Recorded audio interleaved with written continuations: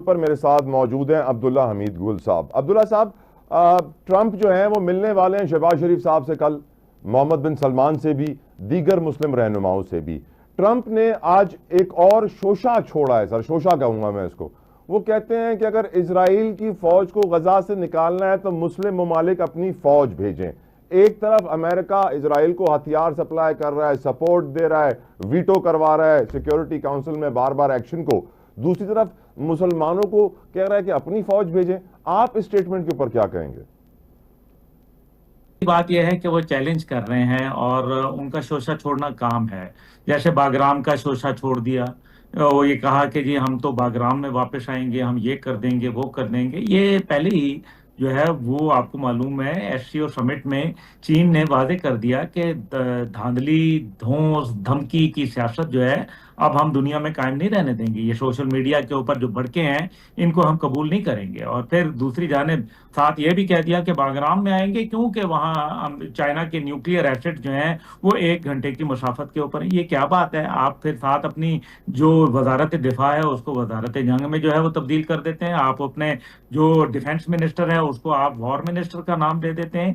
ये कर क्या रहे हैं आप तो चाहते थे कि दुनिया में अमन आए, नोबेल पीस प्राइज की बातें हो रही थी, लेकिन आप तो जंगे मुसल्लत करना चाह रहे हैं। अभी आप ये इसराइल को आप क्यों $6 बिलियन का असला दे रहे हैं? आपने को किसने कहा है कि आप इसराइल की मदद करें? आप देखें आज जो हुआ है मेरे ख्याल में वो तो पहले अनप्रेसिडेंटेड है।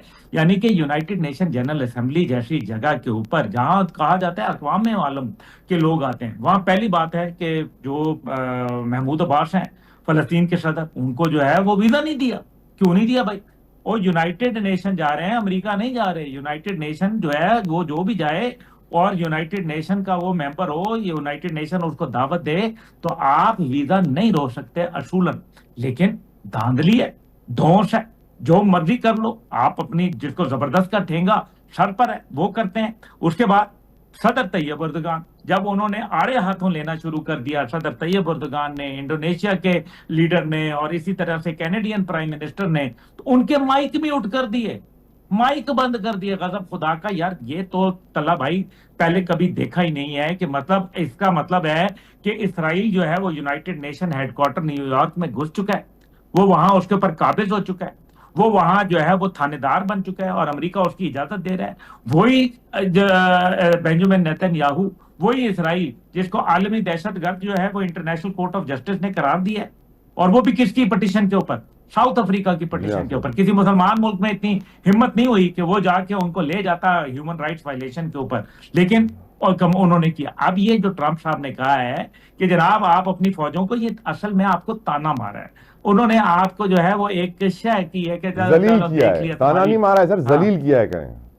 हाँ, दूसरे लफ्जों में ये दलील करने वाली बात है कि जाओ जो करना है तुम कर लो, हम तो खड़े हैं। अभी वॉशिंगटन की जो तर्जुमान है व्हाइट हाउस की, उन्होंने खातून ने क्या बोला? उन्होंने कहा कि हमास जो है उसको जो है वो हैसियत मिल जाएगी, इसलिए फलस्तीन को तो तस्लीम करना है गलत है। दूसरी जानिब जो है वो साथ कहा है कि हम तो इसराइल के साथ खड़े हैं। और ये बोला है कि इसराइल जो है वो अभी, और साथ बेंजामिन नेतन्याहू क्या कहता है? वो कहता है कि मैं जब कल इसके ऊपर बताऊंगा आपको कि क्या करता हूं मैं। इसका मतलब क्या है? वो कहता है मैं तो फलस्तीन को तस्लीम ही नहीं करता। वो कोई रियासत को तस्लीम करने के लिए तैयार नहीं, और फिर उसको वीजा ना देना महमूद अब्बास को। और बाकी ये सारा क्या, इसका मतलब क्या नजर आ रहा है? इसका मतलब वाज़ेह है कि इनकी नीयतों में खोट है। ये नहीं करना चाहते, ये अमन नहीं चाहते। ये जो कहता था ना रिवियरा बनाऊंगा, ये सही कहता था कि मैं शहरगाह बनाना चाहता हूं वहां, उन लोगों की लाशों के ऊपर, बच्चों के खूनों के ऊपर, औरतों के चीथड़ों के ऊपर ये वहां शहरगाह बनाएंगे। ये इंसानियत का भयानक तरीन रूप है जो इस टाइम पे गजा के अंदर आपको, मुझे और हमारे देखने वालों को और अक़वाम आलम को मुंह चिढ़ा रहा है। कल की मुलाकात से आपकी तवक्को, आज ट्रंप क्यों मिलना चाहते हैं मुस्लिम लीडर से सर? और आज मिलना था, वो मिले नहीं है। आज उन्होंने पोस्टपोन कर दिया, अभी वो कल करेंगे। वो यही करेंगे कि जनाब तुम अपना ब्लॉग व्लॉग बना रहे हो, तुम जो है वो बहुत ज्यादा उठ रहे हो, अभी हम तुम्हें सीधा करेंगे। अभी देखे ना कतर पर हमला किसने करवाया?